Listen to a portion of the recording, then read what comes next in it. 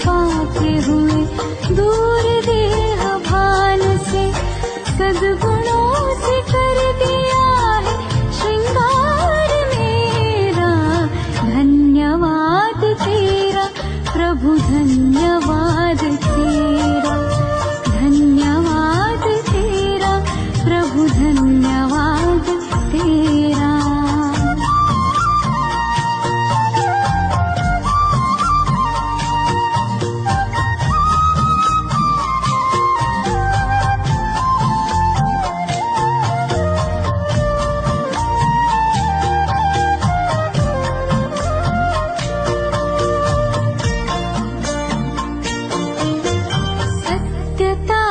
शक्ति से हम तो निडर हो गए, पवित्रता का बल मिला हम तो अमर हो गए। पग पग पर देते हो प्रभु साथ मेरा। धन्यवाद तेरा प्रभु, धन्यवाद तेरा, धन्यवाद तेरा प्रभु, धन्यवाद तेरा।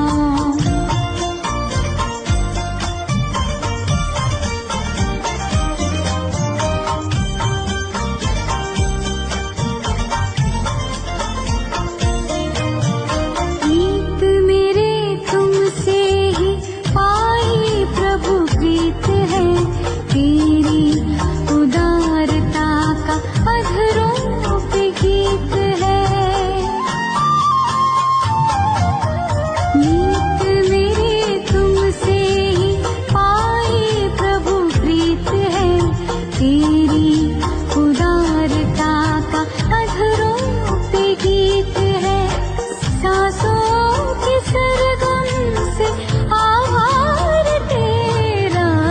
धन्यवाद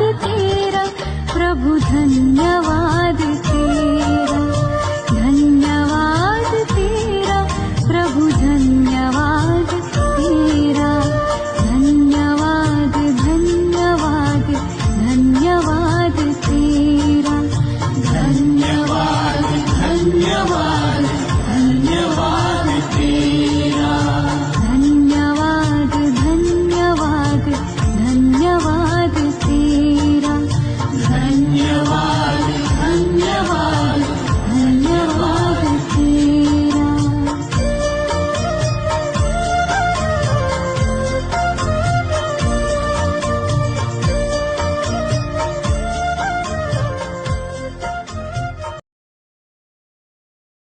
ఓం శాంతి. మధురమైన పిల్లలారా, ఆత్మీక సర్జన్ మీకు జ్ఞానయోగాలను ఫస్ట్ క్లాస్ అయిన అద్భుతమైనటువంటి ఔషధాన్ని తినిపిస్తూ ఉన్నారు. ఈ ఆత్మీక శక్తివంతమైన ఔషధం పరస్పరంలో తినిపించుకుంటూ అందరినీ గౌరవిస్తూ ఉండండి. ప్రశ్న: విశ్వరాధ్య భాగ్యాన్ని తీసుకునేందుకు ఏ శ్రమ చేయాలి? ఏ అలవాటును పక్కా చేసుకోవాలి? జవాబు: జ్ఞానం అనే మూడవ నేత్రం ద్వారా అకాల సింహాసనాధికారులుగా అయ్యి ఆత్మీక సోదరులను చూసేందుకు కృషి చేయండి. పరస్పరం సోదరులుగా భావిస్తూ అందరికీ జ్ఞానాన్ని ఇవ్వండి. మొదట స్వయాన్ని ఆత్మగా భావించి తర్వాత సోదరులకు అర్థం చేయించండి. ఈ అలవాటు చేసుకుంటే విశ్వరాధ్య భాగ్యము లభిస్తుంది. ఈ అలవాటు ద్వారా శరీరం అనే భావం తొలగిపోతుంది. మాయావి తుఫాన్లు కూడా ఉండవు, చెడు సంకల్పాలు రావు, ఇతరులకు జ్ఞాన బాణాలు బాగా తగులుతాయి. ఓం శాంతి. జ్ఞాన మూడవ నేత్రాన్ని ఇచ్చే ఆత్మీయ తండ్రి కూర్చొని ఆత్మీయ పిల్లలకు అర్థం చేయిస్తూ ఉన్నారు. జ్ఞాన మూడవ నేత్రాన్ని తండ్రి తప్ప ఇంకెవ్వరూ ఇవ్వలేరు. ఇప్పుడు పిల్లలు మీకు జ్ఞాన మూడవ నేత్రం లభించింది. ఇప్పుడు ఈ పాత ప్రపంచము మారనున్నదని మీకు తెలుసు. దీనిని మార్చేవారు ఎవరో ఏ విధంగా మారుస్తారో పాపం మనుషులకి తెలియదు. ఎందుకంటే వారికి జ్ఞానం అనే మూడవ నేత్రం లేదు. పిల్లలు మీకు ఇప్పుడు జ్ఞాన మూడవ నేత్రం లభించింది. దీని ద్వారా మీరు సృష్టి ఆది మధ్యాంతాలను తెలుసుకున్నారు. ఇది జ్ఞానమనే జ్యూస్ ఒక్క బిందువు వేసినా చాలా తీయగా అయిపోతుంది. జ్ఞానములో కూడా మన్మనాభవ అన్న ఒక్క పదమే చాలు. స్వయాన్ని ఆత్మగా భావిస్తూ తండ్రిని స్మృతి చెయ్యండి.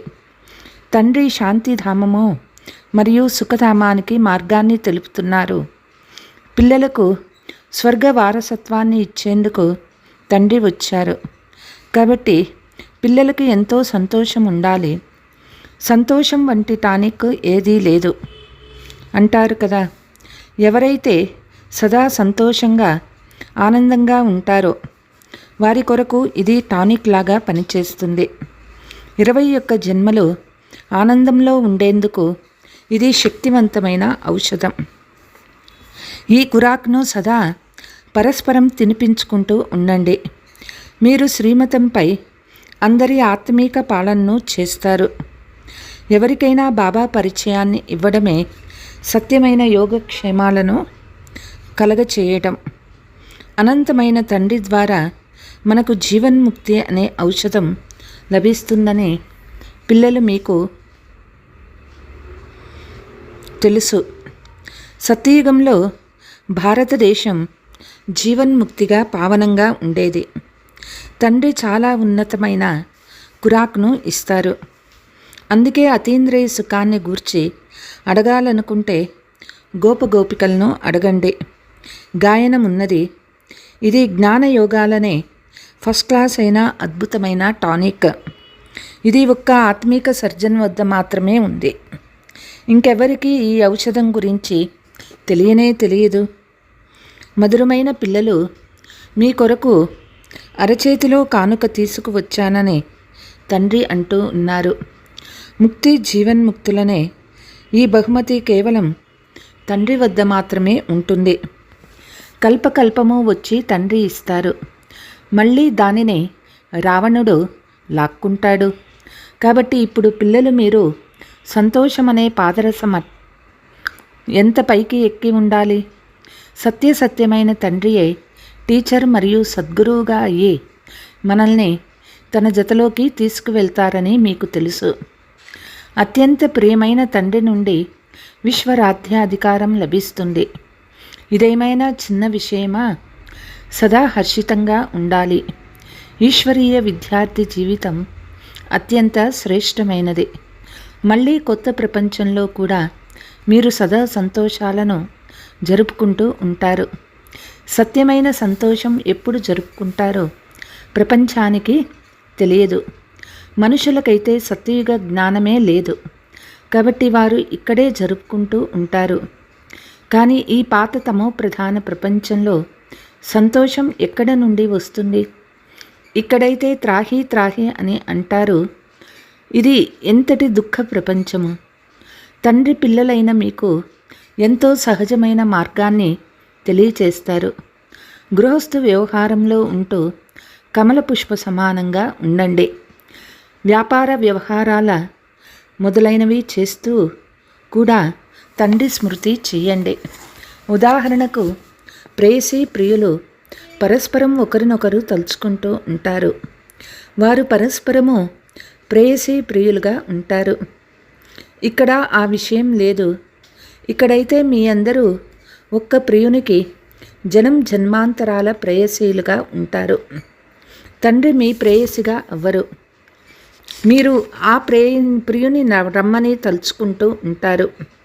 దుఃఖము ఎక్కువగా ఉన్నప్పుడు ఎక్కువగా స్మరణ చేస్తారు. అందుకే దుఃఖంలో అందరూ స్మరణ చేస్తారు. కానీ సుఖంలో ఎవరూ స్మరించరు. గాయనం ఉన్నది. ఈ సమయంలో తండ్రి కూడా సర్వశక్తివంతునిగా ఉన్నారు. రోజు రోజుకి మాయ కూడా సర్వశక్తివంతుగా తమో ప్రధానంగా అవుతూ ఉంటుంది. అందుకే తండ్రి చెప్తూ ఉన్నారు, మధురమైన పిల్లలు దేహీ అభిమానులుగా అవ్వండి. స్వయాన్ని ఆత్మగా భావించి తండ్రిని నన్ను స్మృతి చేయండి. దైవీ గుణాలను కూడా ధారణ చేసినట్లయితే లక్ష్మీనారాయణులుగా అవుతారు. ఈ చదువులో ముఖ్యమైన విషయం స్మృతి. ఉన్నతమైన తండ్రిని చాలా ప్రేమతో స్నేహంతో స్మృతి చెయ్యాలి. కొత్త ప్రపంచాన్ని స్థాపన చేయవారు ఆ తండ్రే. పిల్లలు మిమ్మల్ని విశ్వాధిపతులుగా తయారు చేసేందుకు తండ్రి వచ్చారు. ఇప్పుడు తండ్రి స్మృతి చేసినట్లయితే అనేక జన్మల పాపాలు అంతమైపోతాయి. తండ్రి చెప్తారు, పతిత పావనుడైన తండ్రినే అందరూ పిలుస్తారు కదా. ఇప్పుడు ఆ తండ్రి వచ్చారు కాబట్టి తప్పకుండా పావనంగా అవ్వవలసి ఉంటుంది. తండ్రి దుఃఖహర్త సుఖకర్త. తప్పకుండా సత్యయుగంలో పావన ప్రపంచమే ఉండేది. అప్పుడు అందరూ సుఖంగా ఉండేవారు. పిల్లలు శాంతిధామాన్ని సుఖధామాన్ని స్మృతి చేస్తూ ఉండండి అని ఇప్పుడు తండ్రి చెప్తున్నారు. ఇప్పుడు ఇది సంగమయుగము. ఇప్పుడు బాబా నావికుడై మిమ్మల్ని ఈ తీరం నుండి అవతలి తీరానికి తీసుకువెళ్తారు. నావ ఒక్కటే కాదు, మొత్తం ప్రపంచమంతా ఒక పెద్ద నావ లాంటిది. తండ్రి ఆవలి తీరానికి తీసుకువెళ్తారు. మధురమైన పిల్లలు, మీకు ఎంతో సంతోషం ఉండాలి. మీ కొరకు సదా సంతోషమే సంతోషం ఉంది. తండ్రి మనల్ని చదివిస్తూ ఉన్నారు. ఓహో, ఇది ఎప్పుడూ వినలేదు, చదవలేదు. భగవాను వాచ రాజ్యయోగాన్ని నేర్పిస్తారు. ఆత్మీయ పిల్లలు మీకు రాజ్యయోగాన్ని నేర్పిస్తున్నారు. కాబట్టి దీనిని పూర్తిగా నేర్చుకోవాలి, ధారణ చేయాలి, పూర్తిగా చదవాలి. చదువులో ఎల్లప్పుడూ నెంబర్ వార్గా ఉండనే ఉంటారు. నేను ఉత్తముడినా, మధ్యంగా ఉన్నానా, లేక కనిష్టంగా ఉన్నానా అని స్వయాన్ని పరిశీలించుకోవాలి. తండ్రి చెప్తూ ఉన్నారు, స్వయాన్ని చూసుకోండి. నేను ఉన్నత పదవిని పొందేందుకు యోగ్యునిగా ఉన్నానా? ఆత్మీక సేవ చేస్తూ ఉన్నానా? ఎందుకంటే పిల్లలు సేవాదారులుగా అవ్వండి, అనుసరించండి అని తండ్రి అంటారు. సేవ చేసేందుకే వచ్చారు. రోజు సేవ చేస్తారు. అందుకే ఈ రథాన్ని తీసుకున్నాను. ఇతడి రథం అనారోగ్యంగా ఉంటే ఇతడిలో కూర్చొని మురళి వ్రాస్తాను. నోటితో మాట్లాడలేనప్పుడు నేను వ్రాస్తాను. తద్వారా పిల్లలు మురళిని మిస్ అవ్వకుండా ఉంటారు. కాబట్టి తండ్రి కూడా సేవలో తత్పరమై ఉన్నారు కదా. ఇది ఆత్మీక సేవ. తండ్రి మధురాతి మధురమైన పిల్లలకు అర్థం చేయిస్తారు. పిల్లలు, మీరు కూడా తండ్రి సేవలో నిమగ్నమైపోండి. ఈశ్వరీయ సేవలో తత్పరులవ్వండి. మొత్తం విశ్వానికి అధిపతి అయిన తండ్రియే మనల్ని విశ్వాధిపతులుగా తయారు చేసేందుకు వచ్చారు. ఎవరైతే బాగా పురుషార్థం చేస్తారో వారు మహావీరులని అంటారు. బాబా ఆదేశానుసారం నడిచే మహావీరులెవరో గమనించబడుతుంది. స్వయాన్ని ఆత్మగా భావిస్తూ ఇతర సోదర ఆత్మల్ని చూడండి. తండ్రి ఆజ్ఞాపిస్తారు, శరీరాన్ని మర్చిపోండి. బాబా కూడా శరీరాలను చూడరు. నేను ఆత్మల్ని చూస్తాను అని తండ్రి అంటారు. పోతే ఆత్మ శరీరం లేకుండా మాట్లాడలేదన్న జ్ఞానం ఉన్నది. బాబా కూడా ఈ శరీరంలో వచ్చారు. దీనిని అప్పుగా తీసుకున్నారు. శరీరం ద్వారా మాత్రమే ఆత్మ చదవగలదు. బాబా ఇక్కడే కూర్చొని ఉన్నారు. ఇది అకాల సింహాసనం. ఆత్మ అకాలమూర్తి. ఆత్మ ఎప్పుడూ చిన్నదిగా పెద్దదిగా అవ్వదు. శరీరం చిన్నగా పెద్దగా ఉంటుంది. ఆత్మలందరి సింహాసనం భృకుటి మధ్యలోనే ఉంటుంది. శరీరాలైతే అందరివి భిన్న భిన్నంగా ఉంటాయి. కొందరి అకాల సింహాసనం తండ్రి కూర్చొని పిల్లలకు ఆత్మీక డ్రిల్లు నేర్పిస్తూ ఉన్నారు. ఎవరితోనైనా మాట్లాడేటప్పుడు మొదట స్వయాన్ని ఆత్మగా భావించండి. ఆత్మ నేను ఫలానా సోదరునితో మాట్లాడుతూ ఉన్నాను, శివబాబాని స్మృతి చేయండి. తండ్రి సందేశాన్ని ఇస్తారు. స్మృతి ద్వారానే తుప్పు వదులుతుంది. బంగారంలో మిశ్రమం కలిగినప్పుడు దాని విలువ పడిపోతుంది కదా. ఆత్మలోనూ మీలో కూడా తుప్పు పడడం ద్వారానే విలువలేని వారిగా అయిపోయారు. ఇప్పుడు మళ్ళీ పావనంగా అవ్వాలి. ఇప్పుడు ఆత్మలైన మీకు జ్ఞానమనే మూడవ నేత్రం లభించింది. దీని ద్వారానే మీ సోదరులను చూడండి.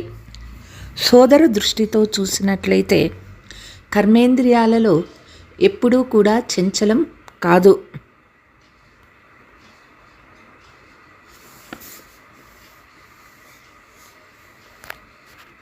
రాజ్యభాగ్యాన్ని తీసుకోవాలి. విశ్వాధిపతులుగా అవ్వాలి అంటే ఈ శ్రమ చేయండి. సోదర దృష్టితో అందరికీ జ్ఞానాన్ని ఇవ్వండి. అప్పుడు ఈ అలవాటు పక్కా అయిపోతుంది. మీరందరూ సత్యమైన సోదరులు. తండ్రి కూడా పైనుండి వచ్చారు. అలాగే మీరు కూడా పైనుండి వచ్చారు. తండ్రి పిల్లలతో కలిసి సేవ చేస్తూ ఉన్నారు. తండ్రి పిల్లలకు సేవ చేసే ధైర్యం ఇస్తూ ఉన్నారు. ధైర్యం పిల్లలది, సహాయం తండ్రిది. కాబట్టి ఆత్మను, నేను సోదర ఆత్మను చదివిస్తున్నాను అని అభ్యాసం చేయండి. ఆత్మయే చదువుతుంది కదా. దీనిని ఆత్మీక చదువు అని అంటారు. ఈ జ్ఞానము ఆత్మీక తండ్రి నుండే లభిస్తుంది. స్వయాన్ని ఆత్మగా భావించండి. జ్ఞానాన్ని తండ్రి సంగమ యుగంలోనే వచ్చి ఇస్తారు. మీరు అశరీరీలుగా వచ్చారు. తర్వాత ఇక్కడ శరీరాన్ని ధరించి 84 జన్మల పాత్రను అభినయించినారు. ఇప్పుడు మళ్ళీ తిరిగి వెళ్ళాలి. కాబట్టి స్వయాన్ని ఆత్మగా భావిస్తూ సోదర దృష్టితో చూడాలి. ఈ విషయంలో కష్టపడాలి. మీకు మీరుగా కష్టపడాలి. ఇతరులు చేయకుంటే మనకేం నష్టం? దానం ఇంటి నుండి ప్రారంభమవుతుంది. అంటే మొదట స్వయాన్ని ఆత్మగా భావించి సోదరులను అర్థం చేయించినట్లయితే బాణం బాగా తగులుతుంది. శక్తిని నింపుకోవాలి. కష్టపడితేనే ఉన్నత పదవిని పొందుతారు. ఫలాన్ని ఇచ్చేందుకు తండ్రి వచ్చారు. కాబట్టి కష్టపడాలి. కొంత సహించాలి కూడా. ఎవరైనా తప్పుగా మాట్లాడితే మీరు మౌనంగా ఉండండి. మీరు మౌనంగా ఉంటే ఇతరులు ఏం చేయగలరు? చప్పట్లు మోగాలంటే 2 చేతులు పనిచేయాలి.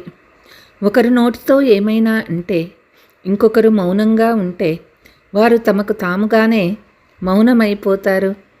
చేతికి చేయి కలిస్తేనే చప్పుడు వస్తుంది.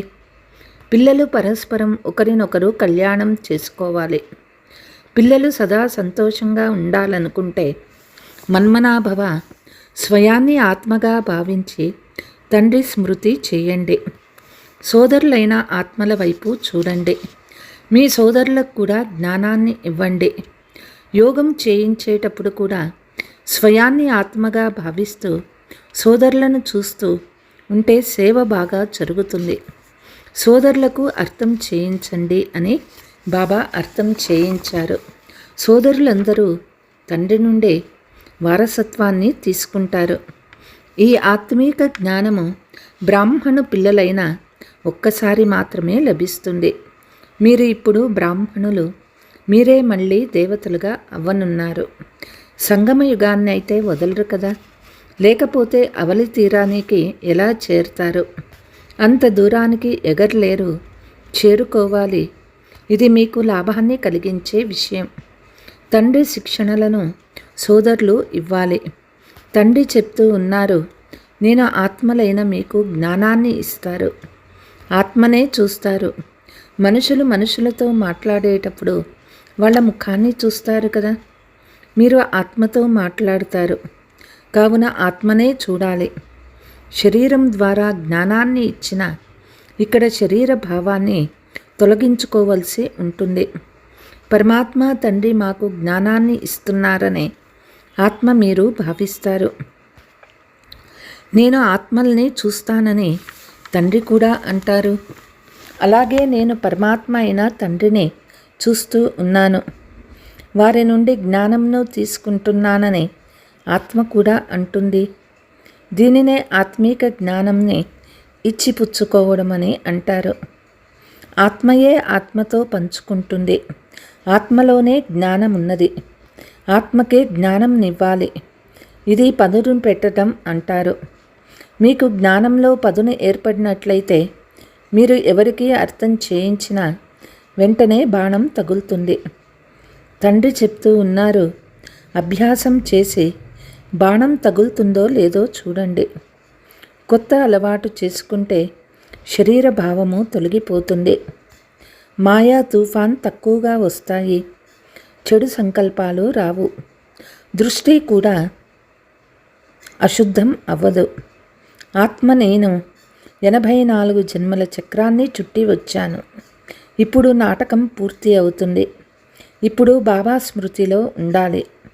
స్మృతి ద్వారానే తమో ప్రధానం నుండి సతో ప్రధానంగా అయ్యి సతో ప్రధాన ప్రపంచానికి అధిపతులుగా అవుతారు. ఇది ఎంత సహజమో. పిల్లలకు శిక్షణ ఇవ్వడం కూడా ఒక పాత్రయే అని తండ్రికి తెలుసు. ఇది కొత్త విషయమేమీ కాదు. ప్రతి 5000 సంవత్సరాల తర్వాత తండ్రి రావాల్సి ఉంటుంది. అందుకు నేను బంధించబడి ఉన్నాను. మధురమైన పిల్లలు స్మృతి యాత్రలో ఉన్నట్లయితే అంతుమతి బట్టి గతి ఏర్పడుతుంది. పిల్లలకు అర్థం చేయిస్తూ ఉన్నారు, ఇది అంత్యకాలం కదా. నన్నొక్కరిని స్మృతి చేసినట్లయితే సద్గతి లభిస్తుంది. ఆత్మాభిమానిగా అయ్యే శిక్షణ ఒక్కసారి మాత్రమే పిల్లలు మీకు లభిస్తుంది. ఇది ఎంతో అద్భుతమైన జ్ఞానము. తండ్రి అద్భుతమైన వారు కనుక జ్ఞానము కూడా అద్భుతమైనదే. దీనిని ఎప్పుడూ ఎవ్వరూ తెలపలేరు. ఇప్పుడు వాపస్ తిరిగి వెళ్ళాలి. కాబట్టి మధురమైన పిల్లలు అభ్యాసాన్ని చేయండి. స్వయాన్ని ఆత్మగా భావిస్తూ ఆత్మకు జ్ఞానాన్ని ఇవ్వండి. బాబా చెప్తారు, 3వ నేత్రంతో సోదరులను చూడండి. ఇందులోనూ చాలా శ్రమ ఉన్నది. अच्छा मीठे मीठे सिकीलते बच्चों प्रति मात पिता बाप दादा का याद प्यार और गुड मॉर्निंग. रूहानी बाप को रूहानी बच्चों की नमस्ते. हम रूहानी बच्चों की रूहानी मात पिता बाप दादा को याद प्यार गुड मॉर्निंग నమస్తే నమస్తే. ధారణ, ఎలాగైతే తండ్రి ఆత్మీక పిల్లల ఆత్మీక సేవ చేసేందుకు వచ్చారో అలా తండ్రిని అనుసరించి ఆత్మీక సేవను చేయాలి. తండ్రి డైరెక్షన్పై నడుస్తూ సంతోషమన్న బలమైన ఔషధాన్ని తినాలి, తినిపించాలి.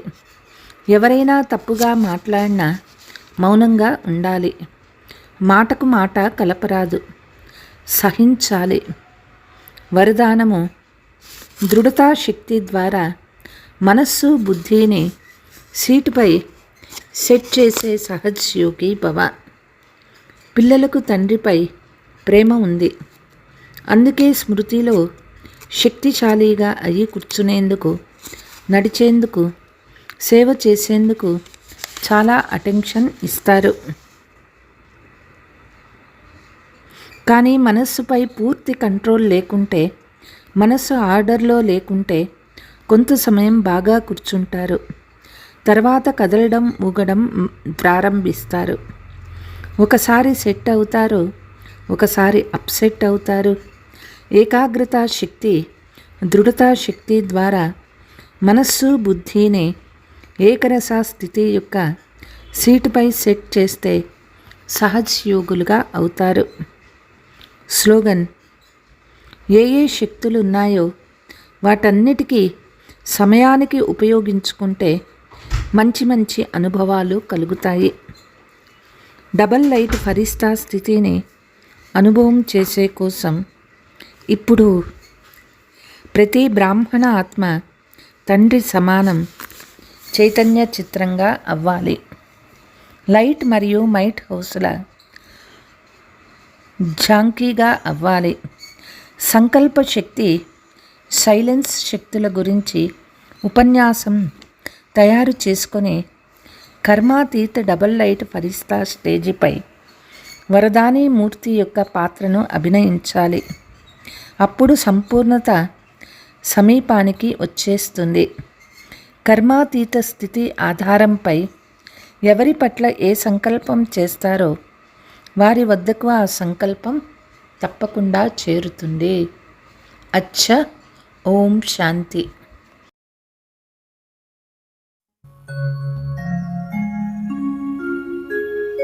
जिंदगी उनकी सफल है,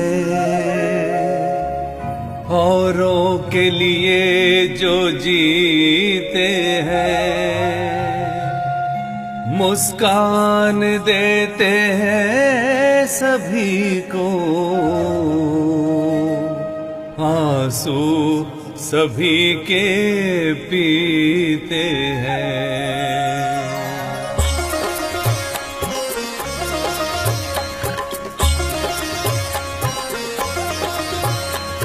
हम रहे संसार में पर हम में ना संसार हो, हम रहे संसार में पर हम में ना संसार हो।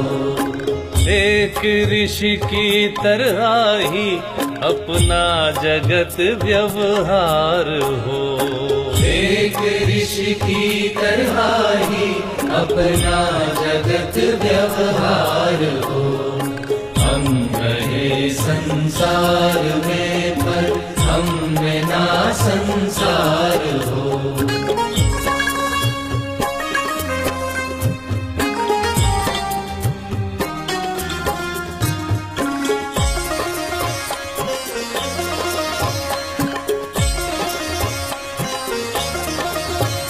निर्लिप्त रह कर वो खिले,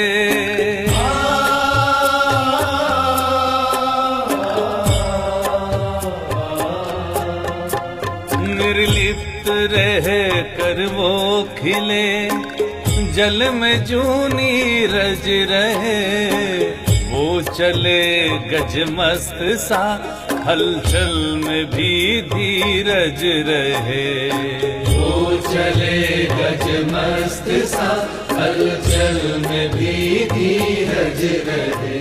प्रभु प्रेम का है पात्र वो, प्रभु प्रेम का है पात्र वो, जो सेवा में बलिहार हो। एक ऋषि की तरह ही अपना जगत व्यवहार हो। हम रहे संसार में पर हम में ना संसार हो।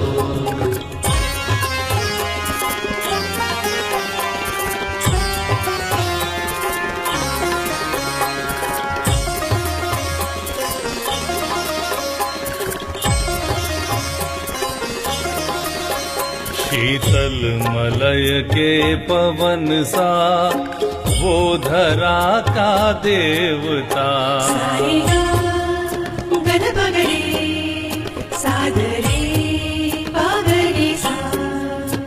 शीतल मलय के पवन सा वो धरा का देवता, उसका कुछ अपना नहीं सबके भले का सोचता, उसका कुछ अपना नहीं सबके भले का सोचता।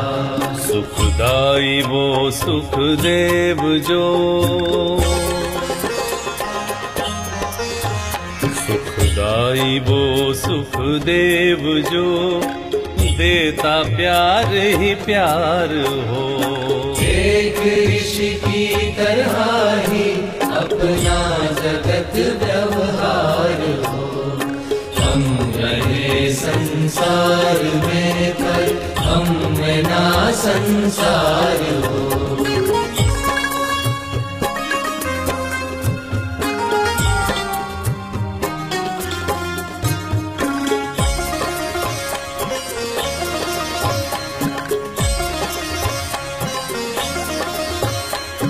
साथी वो ईश्वर का है,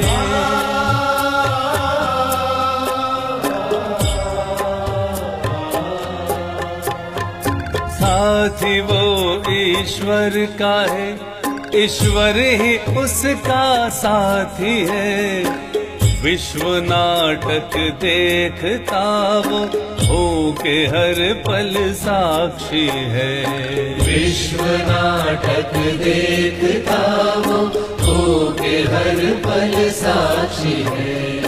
जैसे जग कल्याण को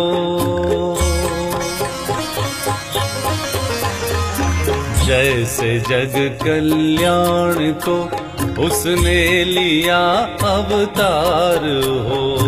एक ऋषि की तरह ही अपना जगत व्यवहार हो। हम रहे संसार में पर हम में ना संसार हो। एक ऋषि की तरह ही अपना जगत व्यवहार हो। एक ऋषि की तरह ही अपना जगत व्यवहार